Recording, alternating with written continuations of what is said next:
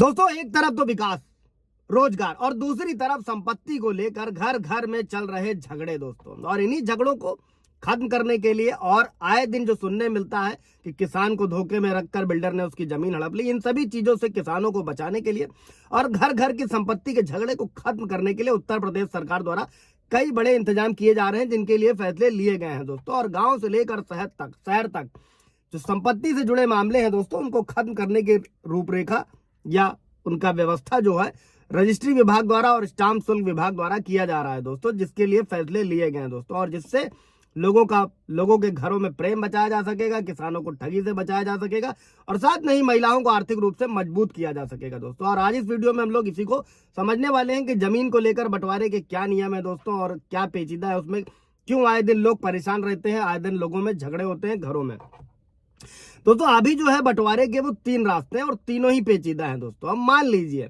100 साल पुरानी कोई पुश्तैनी जमीन है दोस्तों और जिसकी कीमत 1 करोड़ रुपए और उस पर खानदान के 36 लोग दावेदार हैं दोस्तों।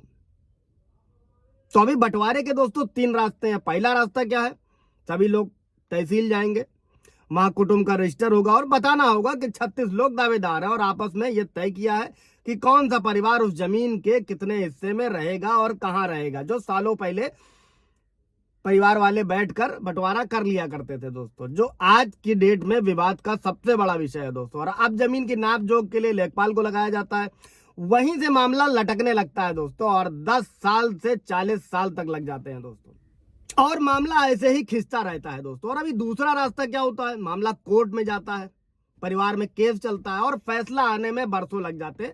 मेरे कई सारे व्यूवर्स के भी सवाल रहते हैं दोस्तों, आए दिन कमेंट में यही रहता है कि फंसे हुए हैं।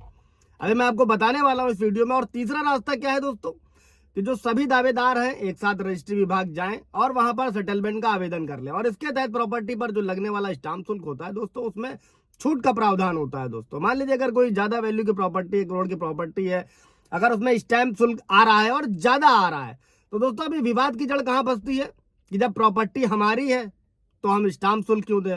अच्छा, फिर दूसरा विवाद क्या है कि स्टाम्प शुल्क दे कौन दोस्तों। और आखिरकार मामला इस तीसरे रास्ते में भी अटक जाता है और यही वजह है कि इस नियम के तहत आने वाले बंटवारे का जो आवेदन है दोस्तों, वो 1% से भी कम है दोस्तों। हालांकि अभी उत्तर प्रदेश सरकार द्वारा चौथा रास्ता लाने की तैयारी की जा रही है दोस्तों, जिससे जो भी पुश्तैनी जमीन के लाखों विवाद होंगे वो खत्म किए जा सकेंगे दोस्तों। और पुश्तैनी जमीन से जुड़े दोस्तों लाखों मामले कोर्टों में दबे हुए हैं, चल रहे हैं और बंटवारा ना होने से भाई भाई का दुश्मन बन गया है, चाचा भतीजे का दुश्मन बन गया है और उन पर जोक भी बन रहे हैं, मेम्स भी बन रहे हैं दोस्तों। और इसी को खत्म करने के लिए प्रस्ताव तैयार किया गया है, जिसके मुताबिक जिस जमीन पर पूरे खानदान के जितने दावेदार होंगे सभी को एक साथ बुलाकर मौके पर बंटवारा कर दिया जाएगा और इसके एवज में 5,000 रुपए स्टाम्प शुल्क लिया जाएगा दोस्तों। और सभी दावेदार रजिस्ट्री विभाग पहुंचकर लिखित में रिटर्न में अपना अपना हिस्सा बताएंगे। केवल 5,000 रुपए के स्टाम्प पर प्रॉपर्टी का सेटलमेंट और बंटवारा हो जाएगा दोस्तों।